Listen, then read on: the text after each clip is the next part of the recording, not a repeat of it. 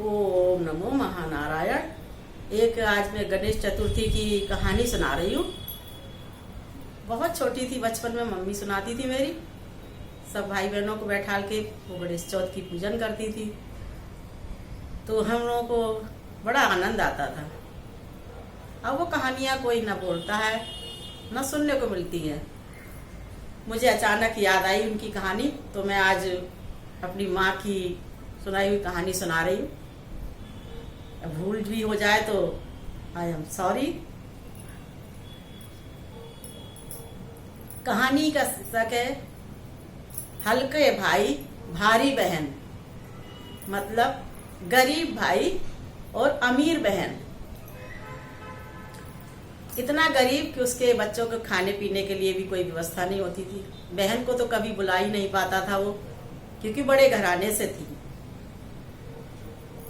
गणेश चतुर्थी आई तो उनकी पत्नी ने कहा कि घर में तो कुछ नहीं है स्वामी, आप ऐसा करो दीदी के यहाँ चले जाओ, तो शायद कुछ आओगे तो बांध देंगी, बच्चों के लिए हो जाएगा।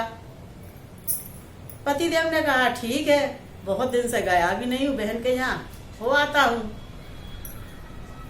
और हम तो बहन को बुला नहीं पाते हैं, चलो हम ही हो आते हैं। भाई ने अपने जो भी थे मैले कुचैले कपड़े पहने और चल दिया बहन से मिलने, बहन की ससुराल। भाई चलता जा रहा था, सोचता जा रहा था कि मेरे पास तो कुछ है नहीं जो बहन के यहाँ ले जाऊं, और खाली हाथ जाऊं तो कैसे जाऊं। लेकिन जब नहीं है तो इंसान क्या कर सकता है। वो शर्मता हुआ, हिचकिचाता हुआ रास्ते में जाता चला जा रहा था। कब बहन का घर आ गया उसे पता ही नहीं चल पाया, इतना चिंता में डूबा हुआ था। तो बहन के घर पहुंचा तो पता चला बहन को कि भाई आया है आपका। बहन थी बहुत अमीर। बहन ने आदेश दे दिया कि जाओ बैठक में बैठाल दो।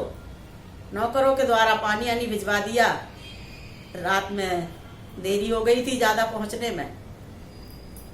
बेचारा इंतजार करता हुआ कि बहन अब आ रही होगी आ रही होगी। बहन नहीं आई। रात्रि हो गई, बीती, तो सो गया। सुबह देर जगा जल्दी, सोचा अब बहन आएगी मेरी। बहन फिर भी नहीं आई। काफी देर इंतजार किया कि शायद बहन मेरे लिए नाश्ता पानी बना रही होगी, इसलिए देरी हो रही है। जब काफी समय बीत गया तो सोचा घर भी जाना है, आज गणेश चतुर्थी है। तो चल सोचा खबर भेजी कि भाई मैं जा रहा हूँ, मेरी बहन से बोल दो। नौकरों ने जाके सुनाया कि आपके भाई जा रहे हैं। तो आई मिलने बहन साहब, और मिलके और बोले पूछा बस इतना ही, और भैया सब ठीक है, जाना है? ठीक है आप जाइए, आज गणेश चौथ भी है, भाभी इंतजार कर रही होंगी। भैया उदास चेहरा हुआ और चलने लगा। अपने चलते चलते सोचता जा रहा था कि मेरे बच्चों ने कहा था कि बुआ के यहाँ जाओगे तो बुआ सारा अमीर है तो बहुत कुछ बांधेंगी, और पत्नी ने भी कहा था कि कुछ बांधेंगी तो बच्चों के लिए हो जाएगा, त्योहार का टाइम है। जब चलता आ रहा था, सोचता आ रहा था, और अंदर ही अंदर बहुत दुखी था। इतना दुखी कि उसके आंखों से आंसू आ गए। चलते चलते जब थक भी गया, भूखा प्यासा गया, रात में भी भोजन नहीं मिला, घर से भी कुछ ऐसा खा के नहीं चला था, रात्रि में भोजन नहीं मिला, सुबह बहन ने नाश्ता पानी भी नहीं कराया, ना ही कुछ दिया। अब भूख के मारे चला भी नहीं जा रहा था। तभी एक मूली का खेत दिखा। उसने सोचा चलो यहीं थोड़ा विश्राम भी करते हैं, और थक गए बहुत, तो एक काम करें कि ये 2-4 मूली उखाड़ के खा लेते हैं। अब मूली भी है तो वहाँ पानी का इंतजाम नहीं।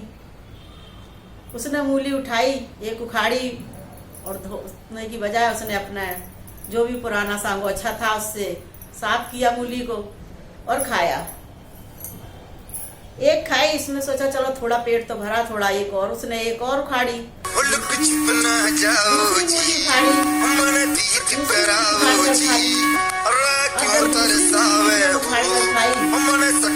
उसका पेट अच्छा खासा भर गया।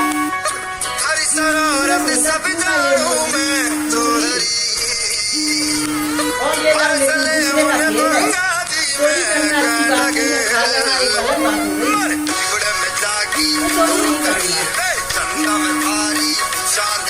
है। तभी आंख लगी उसकी और वो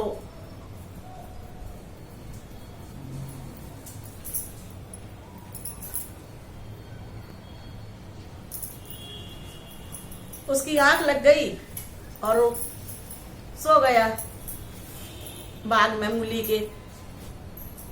सोते से उठा, जब देर हो गई देखा तो अरे मैं तो सो गया।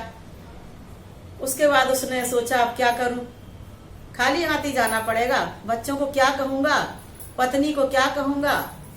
बहन के यहाँ आया था, कुछ भी नहीं मिला है। तभी एक आवाज आती है कि ए भारी बहन और हल्के भैया। अब वो बेचारा पड़ा परेशान कि चारों तरफ कहीं उसे कोई नजर नहीं आ रहा है, कौन है। फिर दूसरी आवाज आई, अरे हम इधर ही से बोल रहे हैं, हल्की बहन, हल्के भाई, भारी बहन, हम यहीं से बोल रहे हैं। फिर देखा उसने चारों तरफ बेचारे ने, और फिर वो देख के परेशान हुआ कि आवाज कहाँ से आ रही। भैया बोले आप कौन बोल रहे हो? बोले भारी बहन, हल्के भैया, हम यही खेत में ही बोल रहे हैं। बोले मुझे दिखाई तो नहीं दे रहे हो, आप कौन हो? बोले तुम्हें मूली चाहिए? तो बोले मूली उखाड़ लो, जितनी उखाड़ सको, मैं मालिक हूं। उन्होंने कहा ठीक है भैया, आप कह रहे हो तो ले जाते हैं, बच्चों के लिए। उसने मूली उखाड़ी थोड़ी सी और बांधना शुरू किया, तो बोले और ले लो। ने और ले ली। बोले बहुत अच्छे, बोले मालिक। उसने और उखाड़ी और गट्ठा बांधा मूलियों का। और उसके बाद में वो आवाज भी गायब, वो व्यक्ति भी गायब। अब उसने सोचता जा रहा कि चलो कुछ नहीं तो कुछ तो बच्चों को हो ही जाएगा खाने के लिए। अब चलते चलते चलते चलते बोझा भी सर पे, अपने घर पहुंचा। वो सोचा उसने कि करे तो करे क्या, बताए तो बताए कैसे कि हमारी बहन ने क्या दिया है। पत्नियां समझ लो कैसी होती है। फिर अब बड़े संकोच में उसने एक छोटी सी जीना के नीचे भंडरिया थी, उसने ले जाके वो मूली शर्म के मारे गट्ठर भंडरिया में फेंक दिया। भंडरिया ने छोटी सी कुठरिया जीना के नीचे बनी हुई थी, उसके नीचे ले जाके चुपचाप फेंक दिए। अब बच्चे जब सामने पड़े तो बच्चों ने एकदम पूछा, बोले पापा आ गए, पापा आ गए, पिताजी आ गए, पिताजी आ गए। बोले पापा क्या लाए हो बुआ के यहाँ से, क्या क्या दिया बुआ ने? बच्चे बड़े ही उत्सुक, इतने उत्साह में कि पापा आ गए हैं बुआ के यहाँ से, तो कुछ लाए होंगे। कुछ क्या, बुआ इतनी अमीर थी, बहुत कुछ लाए होंगे। अब उसने देखा कि पापा के पास, बोले पापा बताओ ना कहाँ है, क्या क्या दिया है बुआ ने। बच्चे बड़े चिपक गए आके पापा से। अब वो बड़ा दुखी कि बताए तो कहता, उसको आया बड़ी तेज गुस्सा। बोले जाओ, बुआ ने जो दिया है वो गुठरिया में पड़ा है, उठा लो जाके, जाओ। अब उसने तो गुस्से में कहा कि बुआ ने जो दिया है जाओ पटक उठा लो, खा लो जाके। अब बच्चे जब वहां गए तो खाने के लिए कुछ नहीं उन्हें दिखा। सोना और चांदी, सोना और चांदी, हीरे जवाहरात। जब सोना चांदी हीरे जवाहरात ही जवाहरात दिखे तो बच्चे वापस आए। बोले पापा पापा खाने के लिए तो वहां कुछ नहीं है, बुआ ने इतना सारा धन दिया है। अब वो बड़े परेशान, और बच्चे खुशी के मारे दौड़ के अपने